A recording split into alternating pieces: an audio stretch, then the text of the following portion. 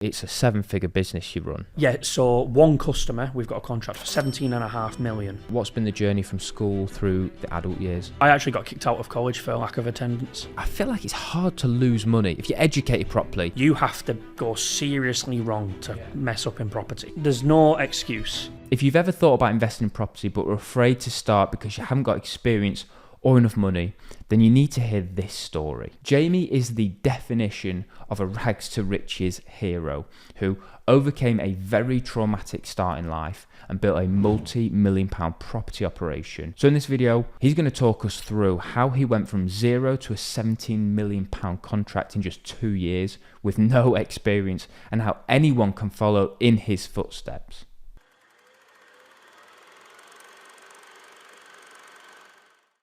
Jamie, thank you so much for joining me on the podcast. Thank you for having me. So I wanted to get you on the podcast because I think your story is genuinely phenomenal. I know quite a bit of it, and just think it's an amazing story of working through adversity to build such an incredible business and property portfolio. So before we dive into that though, for anyone who doesn't know who you are, could you unpack a little bit of that? Who are you? What do you do? My name is Jamie Matthews. I live in central London. I'm originally from Barrow-in-Furness, Cumbria, up in the northwest, very small, quiet town. I think I've said this before, everyone knows everyone. Yeah. I don't have a background within property. I never grew up with a lot of money. It was something that I created, as you said, out of adversity, where I basically was pure desperate for money at the time. I started to see all these gurus coming up on social media of get rich quick.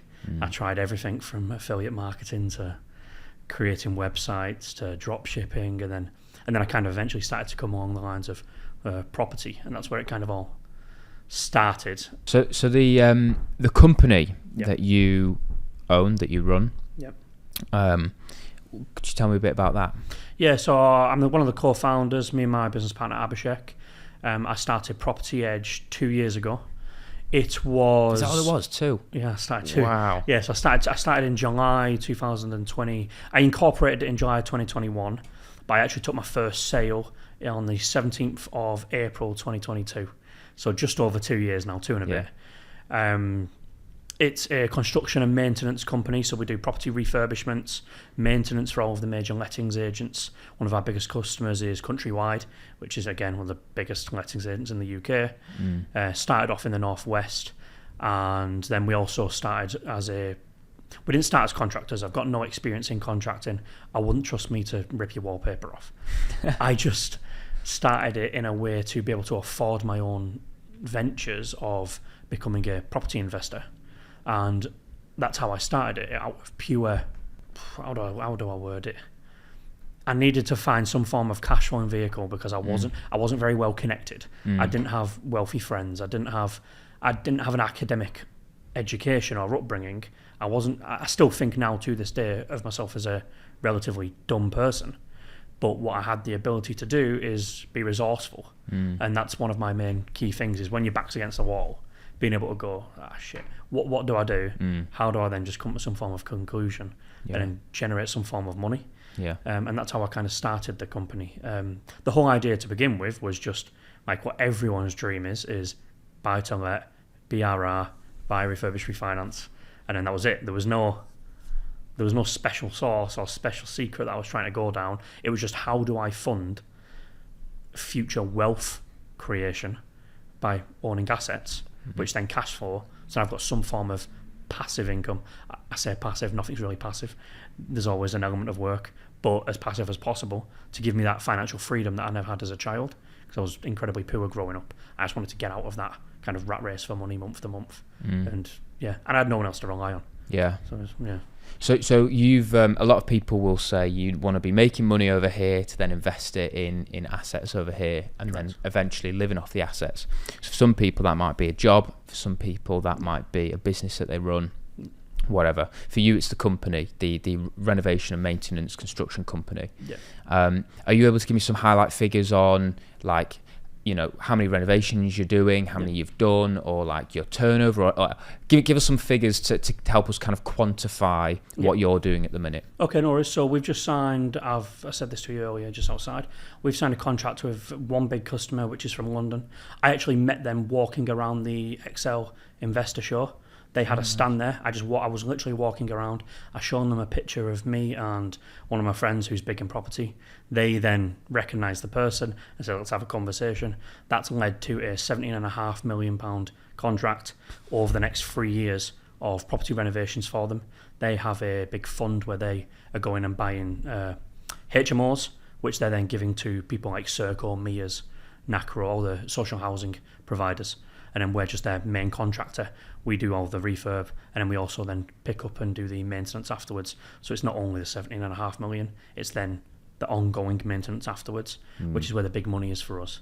For us, on a maintenance van, for example, because I've got a fleet of vehicles as well, that can be profit margin anything between 35 and 45% a month. Wow. Which is incredible. Whereas a property refurbishment can sometimes be as small as 5-10%, sometimes nothing on one bad property, where it just goes tits up and you lose all your money. Yeah. But they're kind of some of the figures. One van for me costs around £4,000 to set up.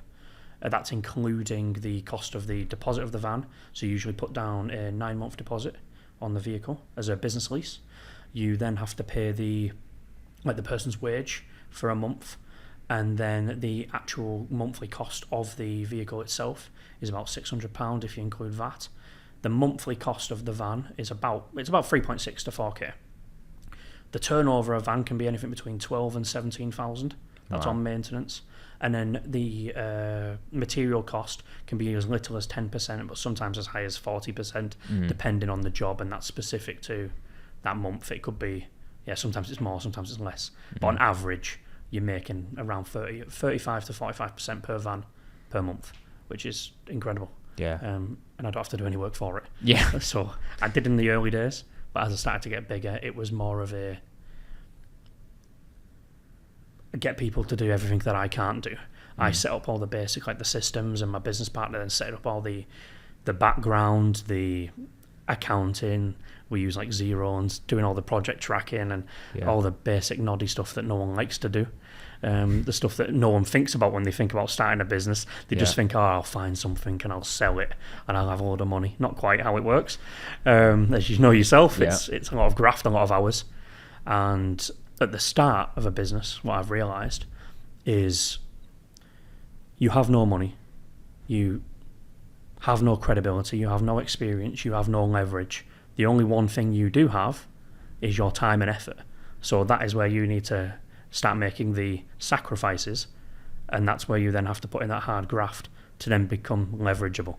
And that's kind of where it was for me. I've done it in a very short space of time, but it's only through not knowing how to do things for myself. It's getting other people in who do know what I don't, and that's how I've managed to do that and get it to them type of figures. And that's just with one customer. Maintenance is a separate beast. And then on top of that, you've also got a property portfolio. Yes, correct, yeah. So our first ever property was a 2-bedroom terraced house, again in Barrow-in-Furness, where I'm from. I wanted to leverage the fact that I knew the area, and it's incredibly cheap entry to market, as is the north east and northwest. Everywhere up, everyone knows the north is a lot cheaper than down in London, where you can get a 200 grand shed. But it was a £53,000 2-bed terraced house. We spent 27,000 on the refurb, and then it ended at an end value of 115, where we just refinanced it. Nice. And then pulled all of our money out. I know that that's a unicorn deal. It's not always the case. Yeah. But we got lucky.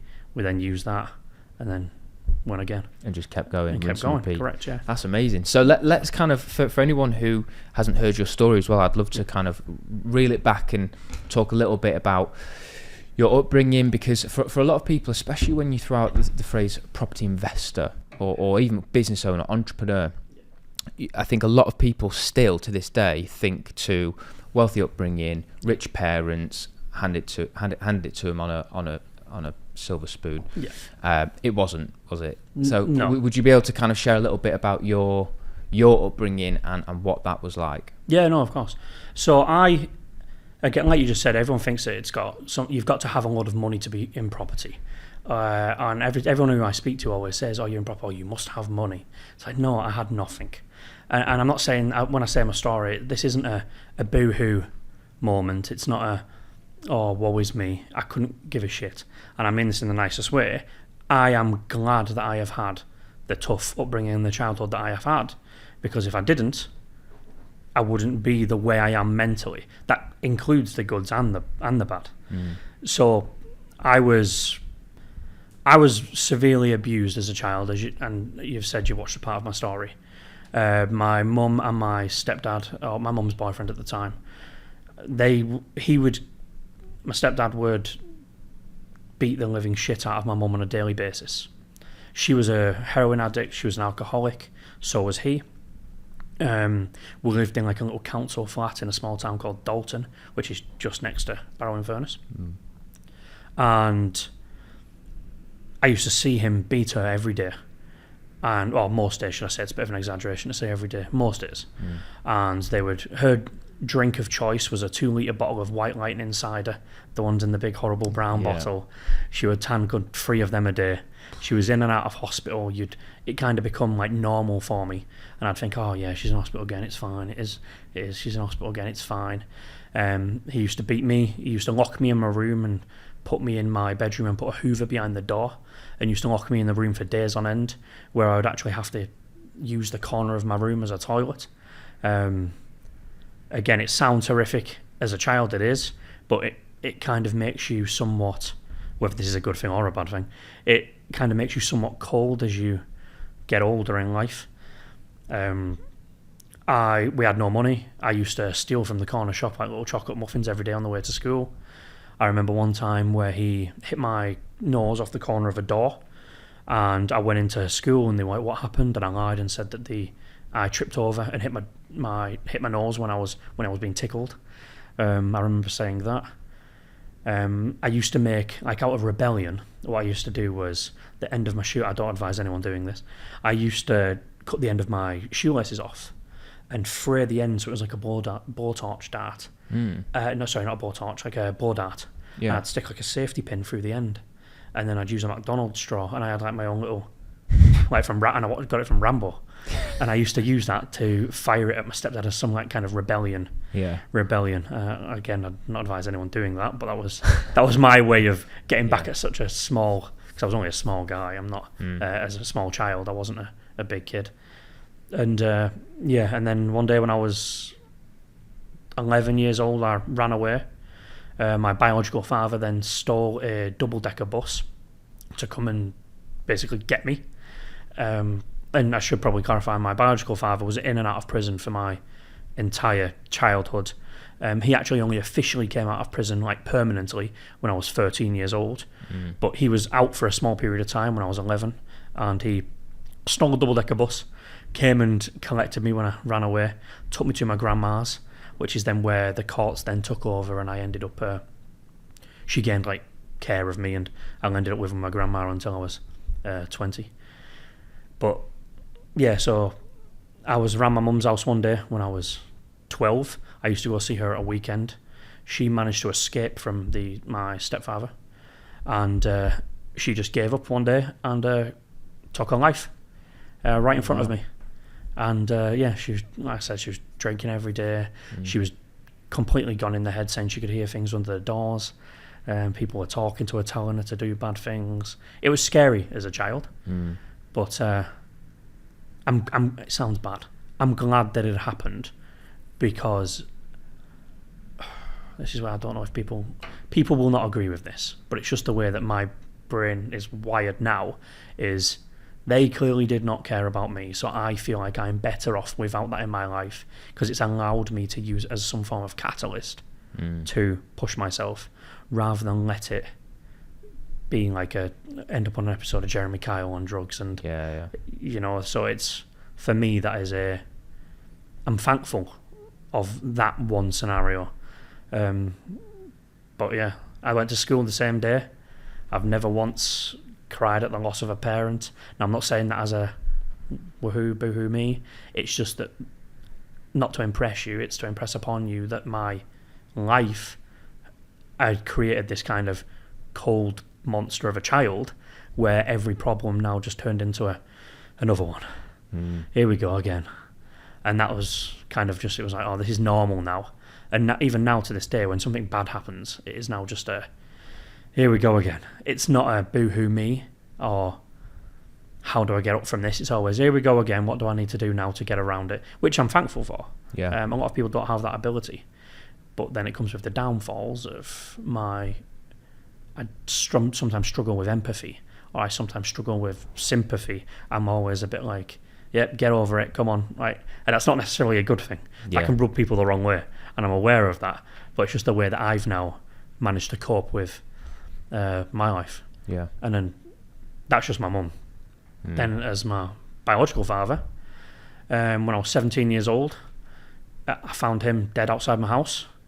He was a bit of a drug dealer, and I wouldn't say a bad person. He always taught me what was right from wrong. He was kind of, what's that saying where it's do as I say, not as I do. Yeah. And he always told me what not to do, but do not copy what I did. Yeah. And I remember he bought this motorbike. He never had a motorbike license.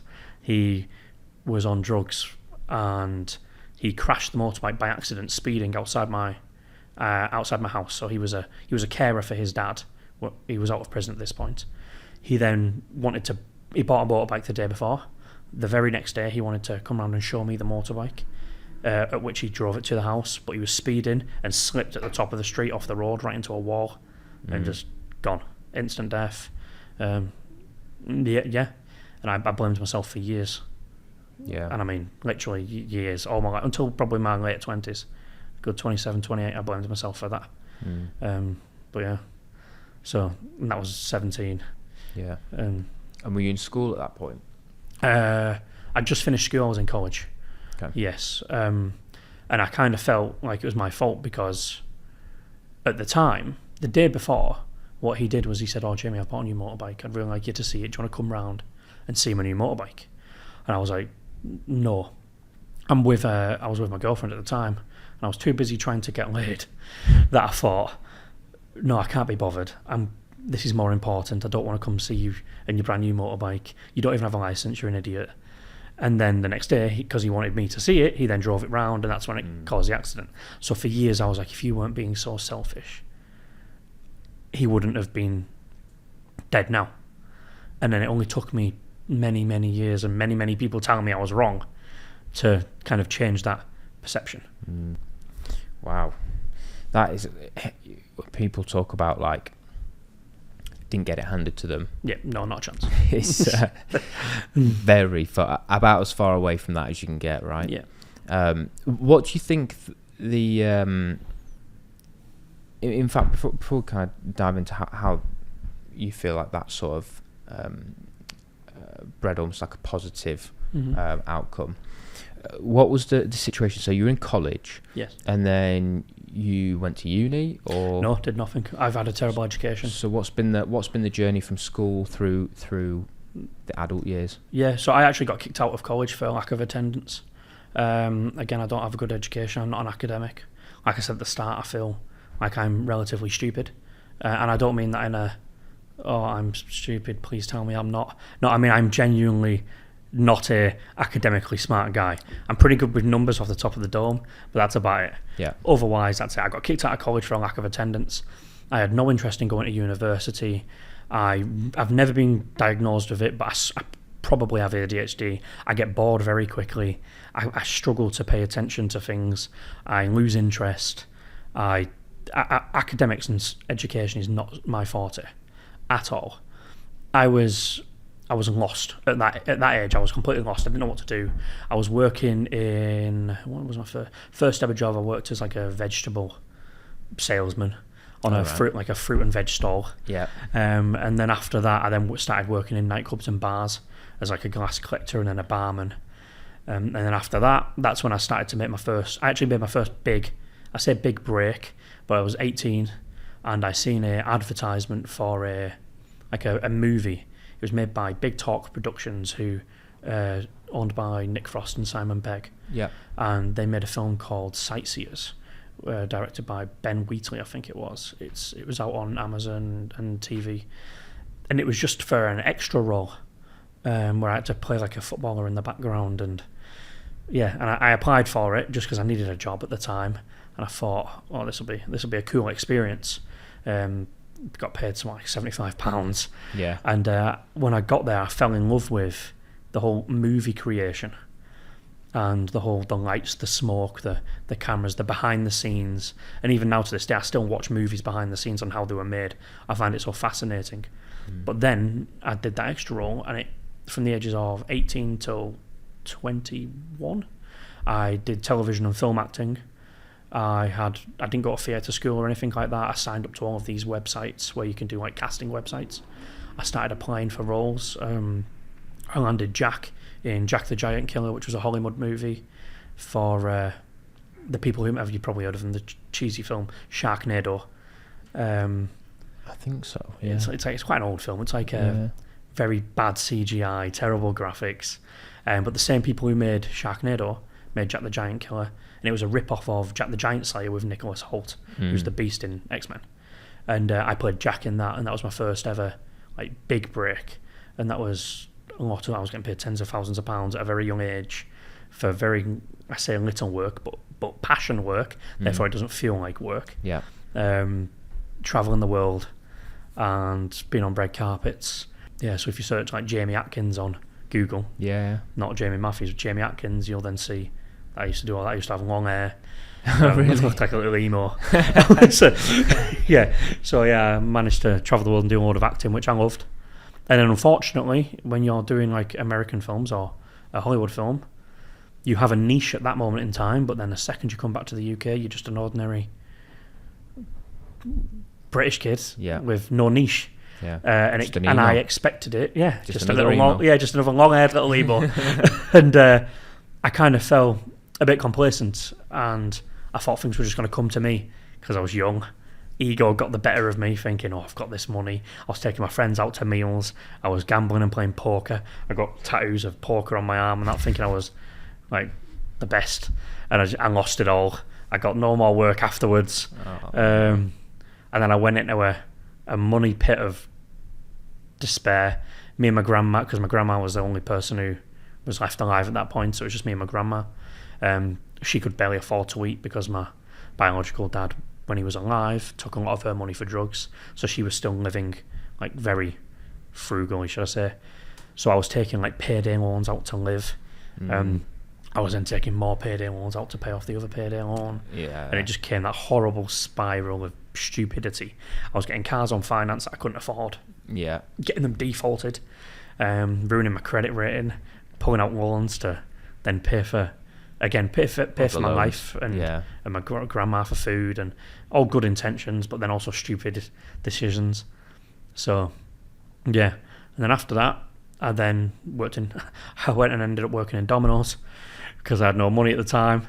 I did 2 jobs. I worked in Domino's and I worked in the zoo as a maintenance guy, just like cutting down hedges and pushing bins around. And I just got sick of you've gone from being down here with a horrible childhood to then going up here thinking you're the best, like you're going to make it actor, television, Hollywood, whatever, all these big ass dreams that probably never going to happen, but you start dreaming, thinking, oh god, it's really going to happen, and then you lose it and go right the way back down here again, and then you go, oh, I'm starting to pick my way up with work, but you're still, as you know, kind of feeling a bit depressed and down. You hate your life, you've got no money. And as a man, the biggest thing for a man is obviously pride and respect. And when you've gone from being up there and going down here, it hurts your ego, it hurts your pride. You then don't want to tell people that you've then failed. You want to hide that from you. I wasn't admitting to my friends that I'd lost everything, and because you didn't want that to come and people respect you less. And then I had a girlfriend at the time, and her father was what's called a weapons systems operator in the Air Force. And that was the first ever man that I'd came across where I was like, shit, people around this guy respect him. He was like kind of like a father figure. And I was like, that sounds good. I want to be respected. I'm scared of not being respected, because when you spend your whole life alone, or your childhood, you're always seeking this form of approval from someone that you're making the right decision, or that you're capable. And so then I joined and applied for the Air Force. And you worked for the Air Force? Yeah, for 9 years. Yeah. Yeah, 9 years. Managed to pay off your debts, recover your credit rating? No. No? Not a chance, no. How My debt's cleared now, yes. Yeah. But it was not from the military. Okay. This is not to shit on the military in any way, shape or form. The military is not a financial choice. No. It is a lifestyle choice. Yeah. It is a passion. It is a love. It is something that you want when you want to escape your small town that I'm from, because it was the only way I knew to get out, because you get everything paid for, you like your accommodation, if I was still in debt, I wouldn't have been able to then afford rent, and so the military provided all that. It was an easy escape, and some form of kick up the arse to take some responsibility for your life, because they teach you to be very good with being a team player, dealing with big groups of people under stressful and just stressful environments, and then how to lead people as well. They're very good with that. And then you obviously get a lot of the medical benefits and the housing benefits and the opportunities to travel the world and do sports and adventure training. And I'll give it all that credit, but financially, dog shit. Yeah. So yeah, sorry, bad for financial decision. Yeah. Okay. But then, so it was. I mean, it's from the military, right? That you went and did your first property deal. That was where you had. It was from that job that you hopped into the world of entrepreneurship. Yes, correct. Owner. Yeah, but it wasn't because of the military. It was because I'd done 7 years in the military at this point. It was around. I was 27. I think I was 27 or 28. When was it? Yeah, 2021 was when I started to do a bit of research into property, and I came across Samuel Leeds was my first ever video. It was like one of them pop-ups where he's talking to the camera, and but it was out of pure depression, and I mean depression as in I got diagnosed with PTSD, depression, social anxiety. I gained loads of weight when I was in the military. I started the military at 71 kilograms. I left the military at 114. And for someone my height, that is disgusting. I'm only 5'8". That was unhealthy to another level. For that, I'm sure there's obviously worse out there, but it's not a healthy position to be in. I was taking antidepressants, so one of the side effects of my antidepressants was to eat more. So what I was doing was eating takeaways 6 days a week. I then literally would cry at night. Literally, I'd see myself in the mirror and I would cry. And then what I'd do to make myself feel happier, I'd then eat. It made it worse, and I'd just stupidly spiral out of control. And I was still paying off my debt with my military wage.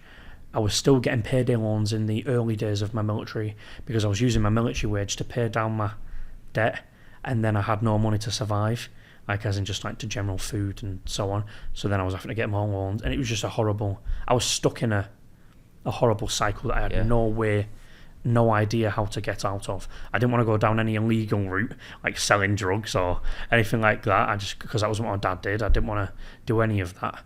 It was just pure desperation. I hated myself.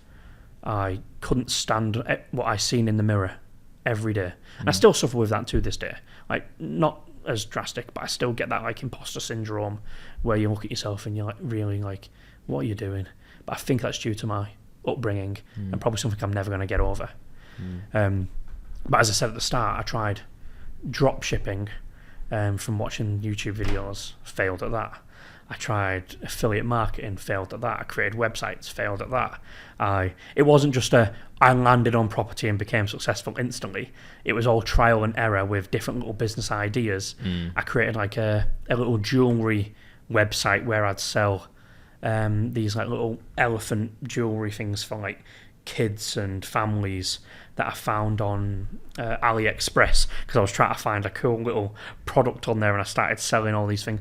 I got nowhere. And then it was only when I came across property with the whole, you can get rich, not quick, I don't believe in getting rich quick, but you can get rich without the experience and this huge education, and you can do it without having, like, for example, need a degree. Yeah, you don't need a degree.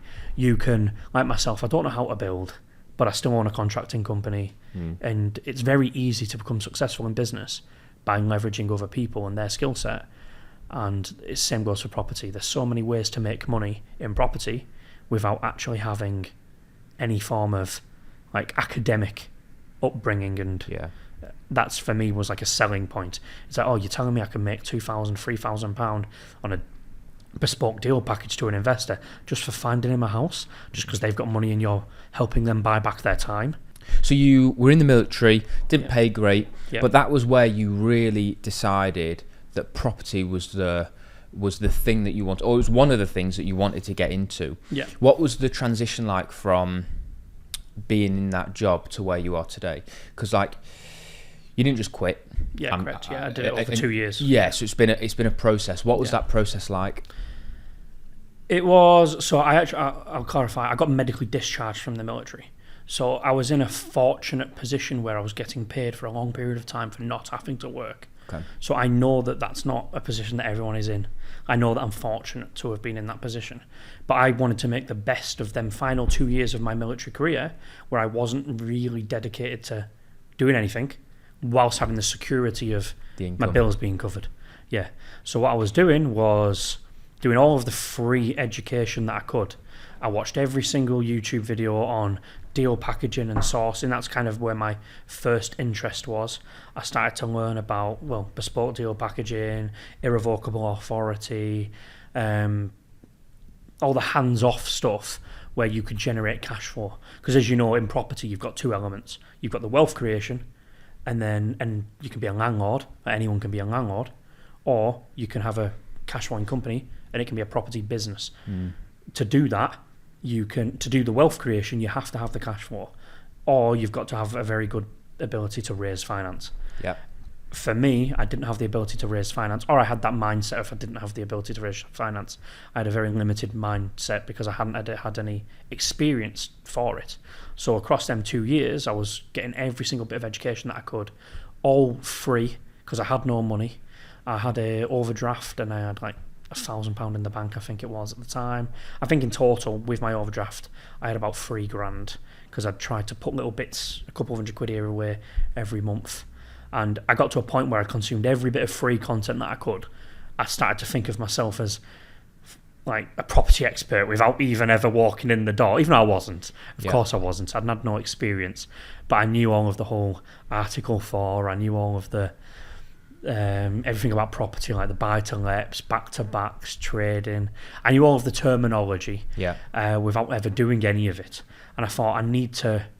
Oh, this is a problem with online training, that everyone thinks, oh, why would you pay for education? Because you can learn it all online for free. You can learn a lot online for free, but what you can't learn is the implementation. Yeah, you got to do it. Exactly. YouTube doesn't teach you how to implement. People teach you how to implement. People opening doors for you forces you to implement. That's what you need to get far in properties. People opening doors, who you know, working with people, getting your name out there. And I thought, right, okay, I'm going to take the leap. I don't know if I'm allowed to name drop. I purchased a course with Jamie York, and I think you've met Jamie York. Yeah, Jamie's been on the pod. Yeah. So I'm not lucky enough to have sat down with him yet, but I'm sure I will do one day. I've met him in person, but as a mentor, as he was my mentor, I paid for a deal packaging course, and that's where I actually met my business partner. I learned everything about deal packaging, and one thing I realised was I may know a lot about property from the free education, but I knew nothing about business. There were so many things that I wasn't aware of, like marketing, the using Meta, running Facebook ads, outreach, like cold outreach, phone calls to get customers in, just all little simple things that didn't even cross my mind. Insurances as a source of compliances, stuff like that. I learned so much that doesn't even cross your mind when you think about starting a business. And I was still in my transition phase of the military, so I was getting to a point now where I was like, right, I'm getting close to like leaving, but I need to start doing something. Yeah. I met my business partner at a networking event run by Jamie York, because we both attended the course, and I overheard him across the room saying, I've got £20,000 in my bank, but I don't know where to invest it. Yeah. And I was like, 20 grand. Okay, you've got £20,000, and I've got a location, being Bowen and Furness, where I knew that it was really like cheap entry to market because of all the education that I'd now purchased. I kind of knew how to deal analyze. I knew the property game, and I was thinking, okay, I know the area, you have the money. I know how to leverage bridging finance because we've now been taught it. And you put the money in, and this is what I said to him, you put the money in, I will provide the refurbishment, I will find the deal, and we go 50-50 on a company in JV, and we'll go from there. And not a lot of people, some people say that they don't like to JV because why would you give away 50% of your company? But for me, I wasn't in a beggars can't be choosers. Yeah, 50% of something's better than 100% of nothing. Exactly. I was like, I'll take what I can get right now. I'm desperate. And me and him have the exact same goal. We're two completely different people. I mean, he's like borderline genius in terms of like academics and systems and numbers and analysis. And then there's me, who's the complete opposite. So now in business, for example, I'm the salesman, he's the operations, and I say what I want to happen, and he says, yeah, we can do that, or no, we can't, this is why, or yes, we can, this is why. And that's kind of where we started. I found this 2-bed terraced house, £53,000 on Rightmove, ended up putting £27,000 into the refurbishment, and end value was £115,000 as a 2-bed terrace house buy to let.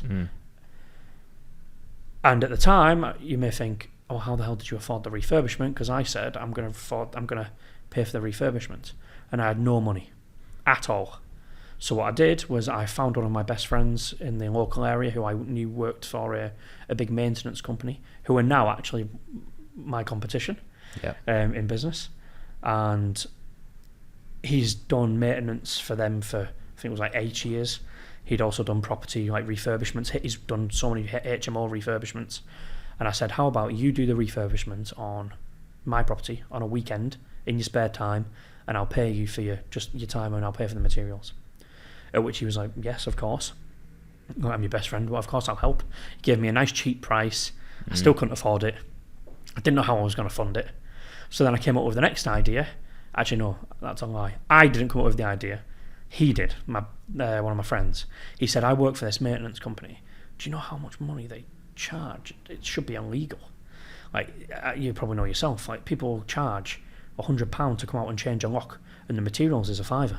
Yeah. And it's daylight robbery, and I understand why landlords hate maintenance providers a lot of the time. And being a maintenance provider, I understand why they get frustrated at the prices, but the game's the game, the service is the service. There's got to be a value. Yeah. And I was like, okay, let's have a look into this then. So what I did is I started calling all of the lettings agents in our area, saying I had a fleet of vehicles when I didn't. I can do all of your maintenance, and I couldn't. And I started saying, who are you currently getting for your maintenance? What prices are you getting for certain products? I said, okay, well, I'll do it for this. And it was like, I always give a cheaper price. I always said I can do it in a faster time rate, or a faster turnaround even. And basically I don't want to overpromise and underdeliver, so I was always making sure that I could do what I was saying I could do. So what I was doing was getting my friend through the day. He would work for the maintenance provider the company he worked for. Then in the evening, because he had a van with them that he got to take home, he was then going and doing maintenance in the evenings after work for me on these customers' properties for these lettings agents. I was then invoicing them and then using the profit from that. So I was paying him for his doing that, but then on top of that, I was then using the margin to then pay him again to do my refurb. This guy, he was making bank. I mean, he was making money. Yeah. Because I was just paying him. But I did this out of needing to be resourceful to pay for my own refurb. It got to a point where, like, you know, doing a kitchen, a few grand, rewire, a few grand. And it got to a cash heavy. Maintenance jobs are a couple £100. Yeah. Sometimes higher, but usually anything from like 50 quid to 300 quid. It's like low ticket items, but you do it on number of units. That's where you make the money. And it got to a cash flow heavy part of the refurb, and I thought, fuck, what do I do? So I found a guy on Facebook who needed a property renovation. I thought, that's a big ticket item. I said, I messaged him and I said, look, I can do your HMO. I've got a fleet of vehicles. I've finished a property renovation. I hadn't. It was, I know it's not ethical. I'd never advise anyone to do it now. But at the time, I was just doing the best I could do to make sure I did what you needed to do to get the business. To get my foot in the game. And I was only doing it because I knew that I had some form of education in property, that I knew how to leverage the money. It wasn't like I was just being bad and irresponsible with the money. I knew, I'll explain in a second, I knew what I was able to do with it because of the education that I had. So what I did is I said, right, what do you want? And it was a 4-bedroom HMO with 4 ensuite bathrooms. And I said, okay, rather than me just giving out quotes that are blowing out my arse, I have no idea what I'm saying. I just thought, well, why don't I just lobby off the back of everyone else's quotes? I said, okay, what quotes have you already had, and we'll price match. And just say, rather than just trying to sell myself, I'd ask him questions and essentially talk himself into justifying why I'm better. Because the more questions I ask, the more answers I have. Yeah. Therefore, the more I can tailor the question, like the answer to what he was needing. And then I knew that if I was able to do the job. So for example, he said, oh, I've had a quote for 46,000, I think it was. So I knew now it was doable within a range of that, even because I'm not a quantity surveyor. So I knew it was doable within that range because a quantity surveyor had already gave that price. So I said, oh, I'll do it for 44. And he was like, oh, cheaper, as everyone wants, cheaper. Yeah. He went, yeah, I'll go with you, I'll do that. So then I thought, okay, I need that money right now. Okay, give me a 10% retention. At the time, I didn't know that was industry standard. People do charge retentions or upfront like deposits. Yeah. But at the time, I just did it out of pure desperation.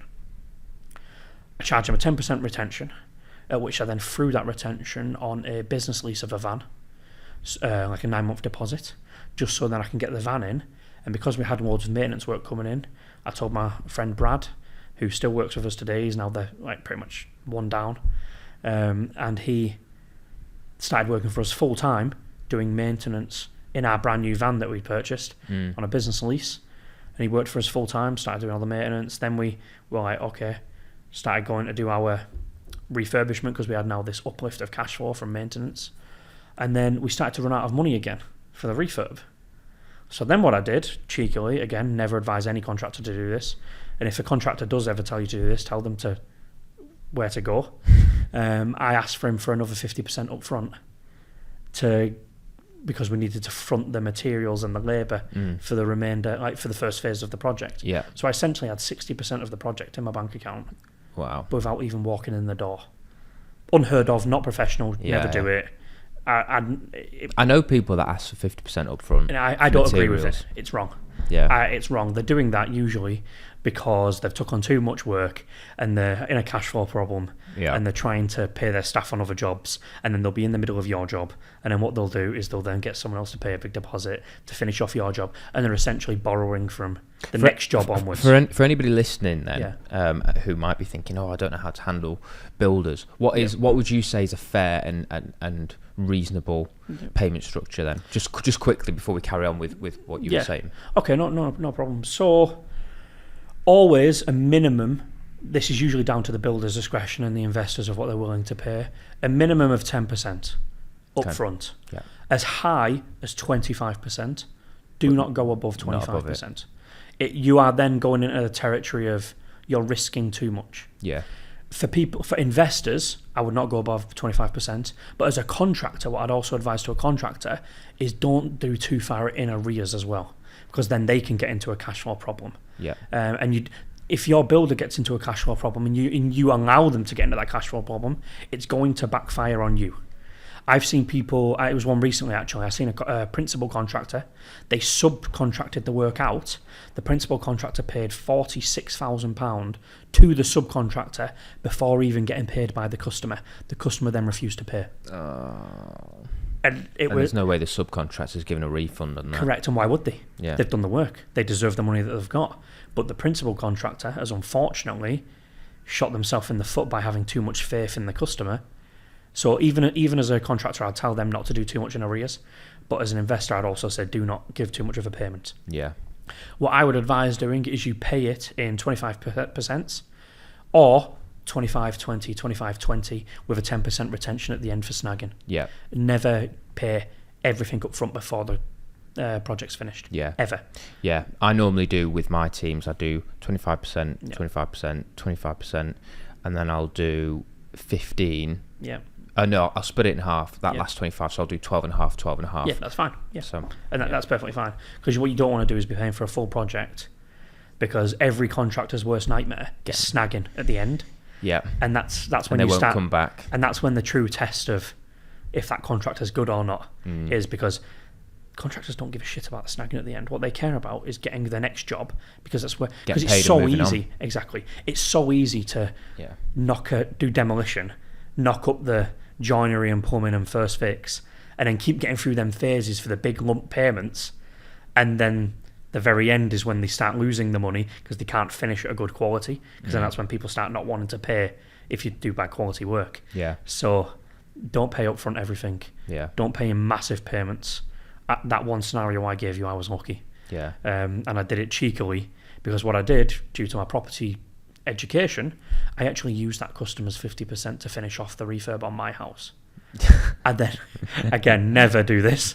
I then refinanced my house to then put the money back. Yeah. And I did that knowing I could do that. Yeah. Because I'd done my deal analysis and I understood how it all worked. So you basically kept on having to come up with creative solutions to fund your refurb, Correct. whilst also delivering on projects that you committed to. Correct. Managed to then suddenly invest it all, refinance all your money back out, and then give the customer back the money without them knowing a thing. Yeah. So then you end up with the jobs done. Yeah. And a house in your back pocket. Correct. And essentially that's all I needed. That's winner. Yeah. That's cash flow still today, that house? Yeah. About £300 a month. Yeah. So, yeah, but it's I love that place. It's a house. I've had the same tenants in it since day one. Buy-to-let's obviously the most safe and securest, obviously the least cash flow in most cases. Yeah. But still Nice and I love simple. that property, nice and simple. And then it kind of scaled from there. So you've done that deal, albeit you were spinning a few plates and managed to juggle your way through it. Yeah. But you got that deal. You've got the house in the bag. You've done your first sort of like big refurb. Yeah. What was the next step to then get into more of like building your own portfolio, and where did you go from there? So as I said earlier, the most important thing is cash flow. You can't just start going and buying houses and with nothing. Yeah. You either have to raise finance or have cash flow. Yeah. For me, I didn't really know the best way to raise finance. So what I did was I kind of identified that we need to just increase our cash flow by getting more customers and leveraging the profit to then with bridging finance. So what we did was we started to get more maintenance vans to be able to to fulfill the higher demand from all the lettings agents and private maintenance that we were getting in, and now refurbishments. And then took that money, started putting it into so it's 25%. So we wanted to get a big pot of money together for 25%. As bridging finance, as you know, they'll cover 75%. After fees, it ends up being like 72%. Yeah. But so we had to get a 75% loan to value bridge and put a 25% deposit down. We were kind of trying to find similar houses to what we've already in Barrow. In Barrow, yes. Okay. Because we thought, this area now is cheap. It's easy. I've got some form of a power team now, in terms of we've done the bridge once for the first one. We've now got contractors working for us. It's now just easy. Why go into something new? And a lot of people do this. They just try and go off into something new without just focusing on what you've got, on leveraging what you've got. Alex Hormozy says this phrase. I absolutely loved it. It was he's my favourite to watch, if I'm honest. It's so good. And one of the things he said that really stuck with me is better than new. Yes. Rather than jumping onto the new thing, just do what you do, just do it better. I actually speak to a lot of people who reach out to me on Instagram saying, I want to get into property, so I might have to start off with sourcing. I want to start off with doing like rent to rents, or trying to find lease option agreements. And then they say, but I already own a business doing X, Y, and Z. I'm like, wait. What's your current business? How can we improve that first for extra cash flow, rather than trying to step into a whole completely new field where you have no idea what you're doing, you've got no reputation, credibility. Let's leverage what you've got first. Yeah. Then we can take a step into... Or even people in jobs, they just get so excited about getting into property that it's like, you do realise once you quit your job, you can't get a mortgage. And they're thinking that the grass is greener. Yeah. Without realising what they have is actually pretty good. Yeah. You just need to, let's say, cut your expenses down, leverage it, and then have the education to leverage it with like bridging finance. Yeah. A lot of people don't know bridging finance exists if you're just starting out. And yes, it can be expensive, like % a month sometimes. If it gets you in. But so what, it gets you in the door. Like, let's say it's delayed gratification. You may make nothing for a year because you're paying interest and you may break even. So what? Like, you're better off than what you were.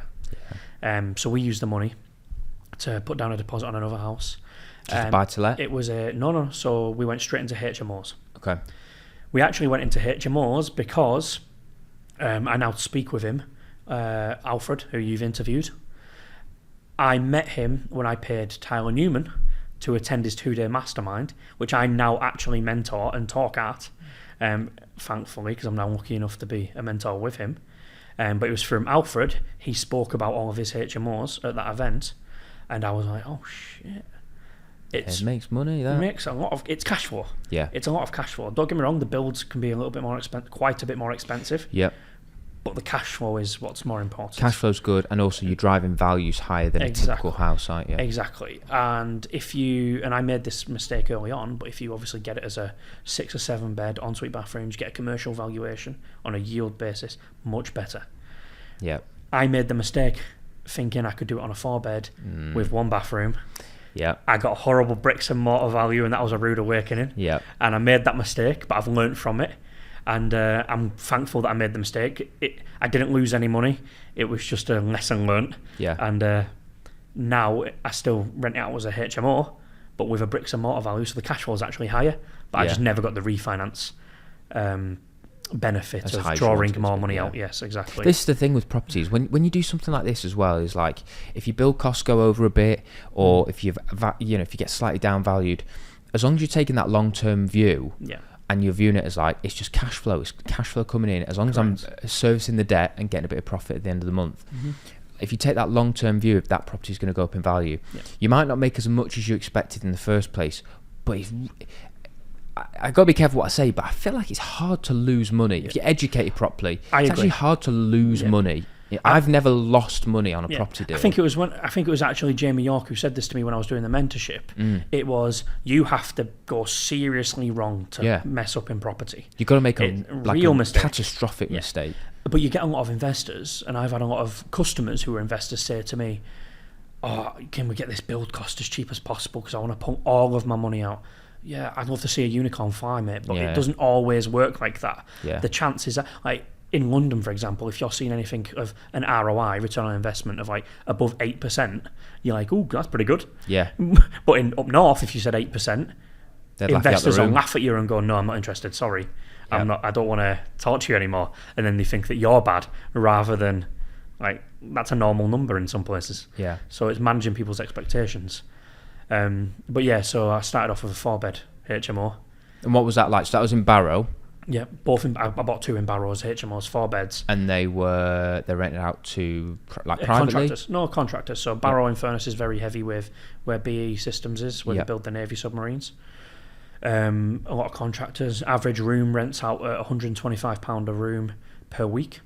Okay. So 4 rooms. So £500. 525 approximately. Week. Yeah. £2,500 per month. 2.5 a month. £2,000. 2 and a bit. Yeah, 2.1 a month. Nice. Probably netting about 1,100. And what was the purchase price on those? One was 71 and one was 63. Wow. And then the conversion costs? Both 40? Of them were just under 40. Yeah, perfect. So I was happy with that. So you're all in. Even if this is the thing. Even if you're buying it cash, this is the thing. You're buying that cash. Yeah. You're all in at 100, 110. Yeah. And you're cash flowing £24,000 it's great per year. Yeah, great. Even if you just did cash, it's such a good deal. Exactly. That's amazing. And I'm fortunate to have done them and learnt my lesson as well on the little mistakes. Now I know where I can cut costs, where I need to like get the build done quicker, because bridging finance over a long period of time is expensive. Yeah. And then now it's just pure cash flow. Not from just the HMOs, but from maintenance and refurbishments. And all I'm doing is bulking that into more bridging finance deposits. Yeah. And going from that, that's it.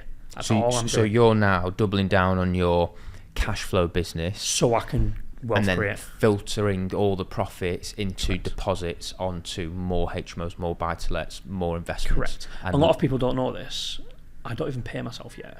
Yeah. And so for example, highest week we've had in turnover. You're not still doing payday loans, are you? No. Okay. Click on the link in my bio. No. I'm joking. I've got like a medical payout from the military. Okay. Which I got. Technically, legally, I left the military in March this year. That was like the final legal on paper date. I got a medical payout from them. Okay. I've never even... Can I pay myself? Yes, I can pay myself very comfortably. I'm not going to pretend that I can't. Yeah. I'm just choosing not to because I want to bootstrap everything into the business. Yeah, to reinvest with all me of and my it. business partner. He's not taking a wage either. We are simply just throwing it all in, doubling What, down. how does he pay himself? Does So he he's got a work? full-time job. So you're able to build, and I'm right in thinking you've shared this online before. It's a 7-figure business you run, right? Yeah, so one customer, we've got a contract for 17.5 million. So it's about 6 million a year, just shy. Yeah, 6 so the million a year. pipeline for this year is actually just under 6 million. So you've got just under 6 million with one customer. With one customer, Yeah. plus a load of other stuff. So you've got a multi-million-pound Correct. business, multi-million-pound turnover. And we pay for a lot of staff. You've got staff, you've got a fleet of vehicles, Yeah. you do rent. Like, how many renovations have you got going on right now? So jobs, I've got 297 jobs on the go right now. That includes maintenance jobs active. Okay. Refurbishments, we've got just... I think last time I checked, it was 2 days ago, it was like 46. Okay, so renovations. 46 refurbs, almost Yeah. 300 jobs going on at this point. Correct. You've got seven figures of turnover a year. You've got your investments over here, Yeah. and you're able to do that without paying because Correct. you've got jobs. You're You're able not to paying do a that with single a penny. business partner who's working a full-time job. Correct. There's no excuse. People say that, I've got a full-time job, I can't do it. It's bollocks. And that's not me to put anyone's life down. That's not me to say that I'm not diminishing the struggles that they have in their life. No, I'm sure they're busy. it's not making it easy. It's not saying it's Exactly. easy, but that doesn't mean that it can't be done. Correct. And also, It's a lot definitely of not people, easy. yeah, it's not easy. But if you're willing to put the work in, Correct. and also the benefits of doing it alongside a job, like Yeah. I can imagine your business partners reap so many benefits by not just handing the towel in and going all in on this, because you're able to reinvest everything that you've got. And the second he decides to leave that job and we pay ourselves, because we've made that sacrifice and the hard work, we'll be paying ourselves very comfortably. There's no excuses to when people say, I've got a job, I can't do it. Yes, you can. Yeah. You've just got to make a couple of sacrifices. I've got kids as well. Yeah, I get it. It's hard. Unlucky, you need to make the sacrifice, or nothing's... You're not going to get anywhere if you don't make the sacrifice, put it that way. Yeah. No one's bringing it to you. Yeah. It's either you make the sacrifice or it ain't going to happen. Yeah. And it's in a harsh world, it is. Get off your ass and do it. It is very easily achieved. No, let me rephrase that. It's not easily achieved, but it's easily doable if you actually put the effort in and the time. It's what I always say is it's simple, it's not easy. Correct. It's really Yeah, simple to do the Yeah. stuff that you need to do. Yeah. It's just not easy, so everyone doesn't do it. Correct. And when you start to do what I'd advise people to do who think that they haven't got the time is, and I know I'm not saying this as someone who sells education, because I don't sell education yet. Yeah, but I would say go pay for some education, get some education, Yeah. because once you realise how easy it is or simple it is to make money in property, whether it be from deal packaging and sourcing, rent to rents, when you start to understand the strategies, you'll then realise, okay, but there is a completely different, bigger game to be played. Yeah. I think it was a Kevin Hart video that I watched once where it's like you open that door, you get into the room, you realise that there's then another room with a whole new game being played, and then you get in that room and there's another door, another room, and then it makes you realise, wait a minute, it is actually doable when you surround yourself with the right type of people, network with the right type of people, get the education that you need. You can't become a doctor without going to university. You can't get a billionaire within property without paying to be in some rooms. Yeah. I'm not saying that they're equivalent, but I'm saying you do have to have some level of commitment. Yeah. You can't just... It's not going to come to you. I feel like there's either people lacking connections or they're lacking knowledge. Yeah. And in both of those situations, you can pay Yeah. to overcome the hurdle that it is. I'm a massive advocate of paying to be in the room. When I first met Tyler, who you know as well, Yeah. he actually said to me, "Why are you here at the 2-day mastermind?" And I said, "I'm buying friends. I will happily buy friends and be in that room. Yeah. Do not care, because it is expediting the process. Yeah. It is buying friendships. And unfortunately, however morbid this sounds, sometimes you're not going to make them friends with people unless you're paying to be in the room first, because you're showing them that you're investing in yourself. You're then proving that you're the type of person that they want to be around as well. And it's where you go into places and paying to be in places that other people have paid to be in. Exactly. Means that you get into rooms where you go, okay, I'm now sat around a table with 20 other people, all of which have just shelled out 3-4 grand to be here. Exactly. These guys care about improving their lives, so these are the kind of people I want to be around. It's like when you hear people say, go pay to be in the most expensive gym in your area. Yeah. Same thing. It's because everyone there has a mutual respect of what you've made the commitment for. Yeah. And that's what I'd always advise anyone to do. But don't sit there thinking that it's not doable, or I don't have an education, or I don't have a rich mummy and daddy to give me it all. You don't need any of that. I had a couple of grand. Yeah. It's like I keep saying it's not hard. It is hard, but it's doable. And it's worth it as well. Exactly. And you'll actually be surprised what you're able to do when your back's up against the wall. You'll be very surprised at going, I can be very resourceful in this, and it'll just come to you. It'll come to you, and you'll be like, "Oh, I can do this." Or you'll become so resourceful when you're in go out and do a bit of deal analysis and find a deal. You may sit there now and think, "Oh, I've got no investors." Go find a deal, and you'll be surprised how quickly you may find an investor once you've got the deal. Yeah, because there'll always be someone who's willing to buy that deal, and So for someone who wants to get started, let's say they were in a similar position to you and your business partner back when you were in the military, and he's working his full-time job, and there's almost this light bulb moment. Maybe it's watching this podcast, maybe it was before this, but there's something within them that makes them think, I need to get into property, I need to do something here, I need to invest and build a portfolio, I need to build wealth for my family, I need to create cash flow to give me some element of freedom. Whatever it is, what advice would you give them to be based on where they are, to go and achieve that goal? First off, I'd say look at what you're currently doing. Where can you scrimp and save the money that you've currently got? Do you already own like a small little flower company or logistics company? Is there a way of growing your current expertise, whether you're in a full-time job? Is there a way of getting a pay rise? Is there a way of leveraging what you've got there and then? That'd be the first step I'd do. Then I'd say go get all of the free education that you can get on social media. Go consume all of the free stuff. I'm not saying go crazy and start paying for education there and then. You don't need to. Do all of the free stuff. Once you've consumed all of the free education that you can get on property, I'd then actually start looking at investing in yourself, finding some form of a mentor. I'm not saying this because I sell education. I don't yet.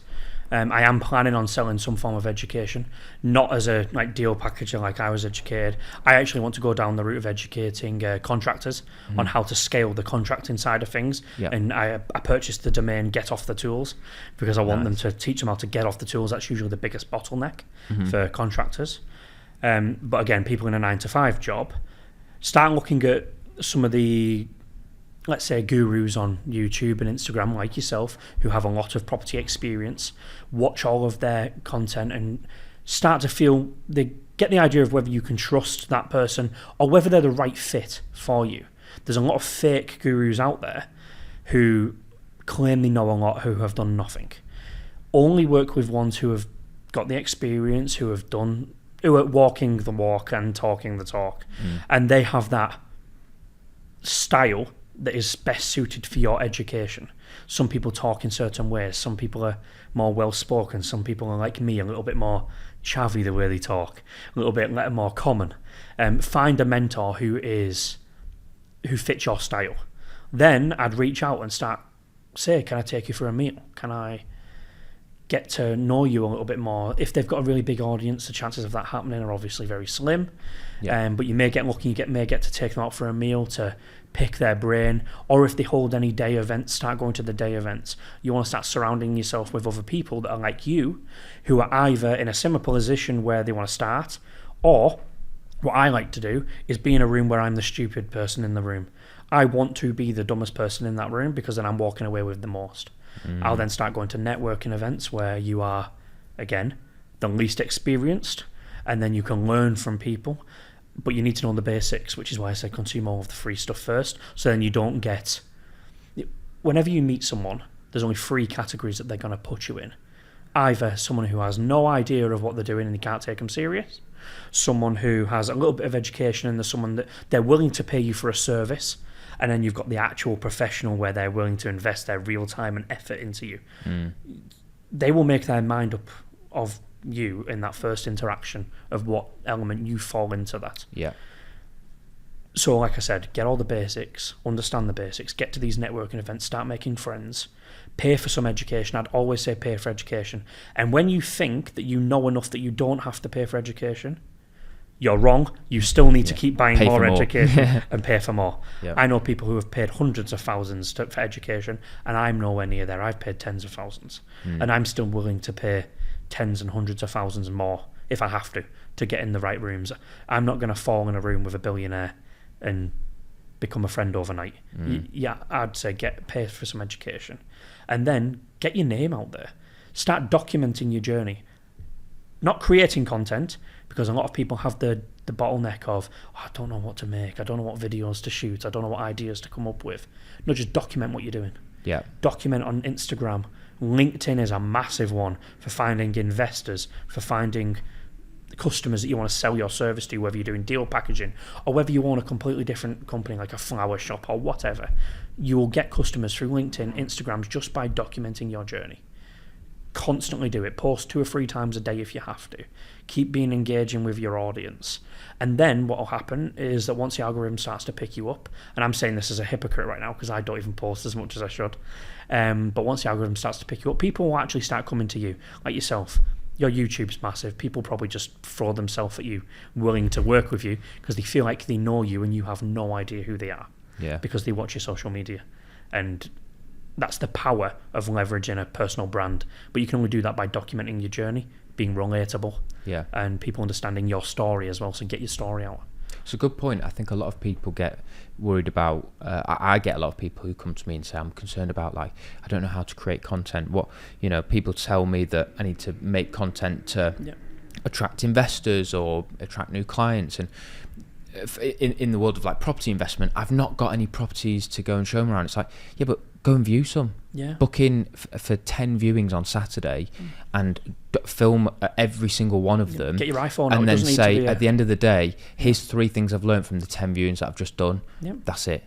Just you don't have to be making money in it yet. You just have to show the journey of you going on that process. Document the journey you're doing. Yeah. And people will then start following your story and then start looking, going, oh, what are they doing? And you'll realise that then some of your friends in the background, your close connections, how much interest they have. There'll be people that come out of the woodwork that you're like, oh, I didn't even know they had money. Yeah. I didn't even know they were in property. I've had so many people reach out to me going, I'm interested in getting into property.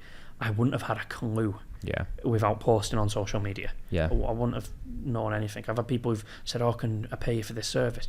I've had now people on Instagram say, can you mentor me? And I don't even sell mentorship. Yeah. I don't sell a course. But now just because I post and they want to... It's Daniel Priestley said this to me at the Dubai Mastermind with Tyler.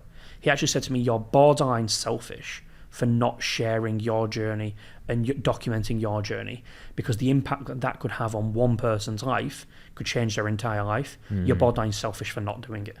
And for me, that was a big, okay, I've had a big boohoo childhood.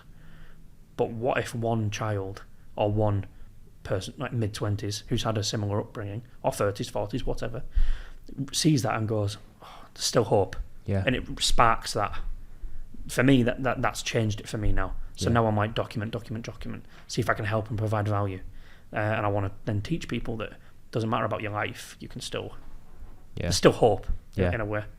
But yeah, power of social media, that's another one as well. Massive. And I've only just started to realise that recently as well. Yeah, especially for people who maybe their situation might be that they've done all the free education, they know what they're doing, they're getting active, but they might not have the capital. That sort of documenting what you do, post about it online, is definitely a way to attract investors, build the capital that you need to then get started and start doing those deals. So absolutely. And I think it's Alex Amosi who always says, don't expect to get it on the first call. You will make 5,000 phone calls. I've got a friend who's just started deal packaging. He made his first phone call this week and he got rejected. He thought it was the end of the world. It's believe me, He's in for a rough ride then. It's not. Yeah. You do hundreds. Pick Yeah. up the phone. I've been rejected from lettings agents countless times. Yeah. It doesn't matter. Just pick up the phone, keep making the phone calls. Every time you get knocked down, stop thinking that that's down. It's okay, what have I learned? Every time I have a problem now, I always think, who do I know who knows the answer? Not like, oh, I don't know the answer, I can't do it. It's who do I know who knows the answer, so how can I get it from them? Or I'll go and look on Google. Do I know anyone who may know the answer on Google? So I'll start Googling the question. And then I'll start reaching out to people and try to find the answer that way. And then when I get rejected, it's like, okay, I've been rejected. Do I know anyone who's done something similar? What did they do to then start finding new customers or start finding new investors? Yeah. So what did they do? What was the path that they took? Start emulating what other people have done. You're not trying to recreate anything new here. You're just doing what other people have done. It's not. What was it? It's not easy, but simple. Yeah. And you just need to have that person to kind of tell you what the next step is. Exactly. Whether that be a mentor or via like YouTube or social media. Yeah. Absolutely. No, that's amazing. That's really good. I mean, I've absolutely loved having you on the podcast. It's great. You very much.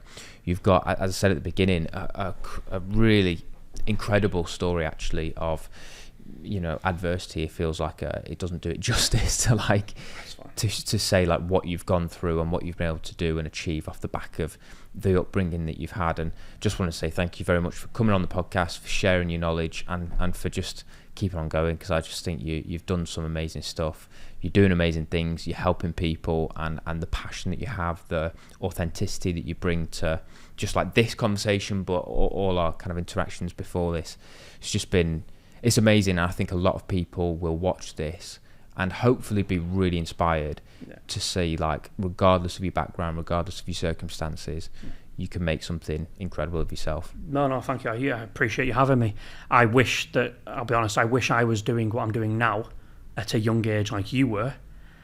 And you are an incredible role model to young people. And I wish that I was doing that at your age. So that's a testament to what you're doing now. I wish that I had the confidence to do what you're doing now at your age. Yeah, no, I appreciate that. Yeah, Thank you. Well, thanks for coming on. Where can people find you? Jamie Matthews on Instagram, or Jamie_Matthews_official. YouTube, again, Jamie Matthews. Very new on YouTube. There's nothing properly posted there yet. There's a few videos, but nothing great. Yeah. Mainly on Instagram, and they're pretty much the only platforms I use. Yeah, kind of perfect. No, that's fine. It's the only ones I use. Instagram, YouTube. Instagram and YouTube are the only ones I'm trying to push right now. That's where you can find me. That's where people can find you. Fantastic. Thank you. Thank you.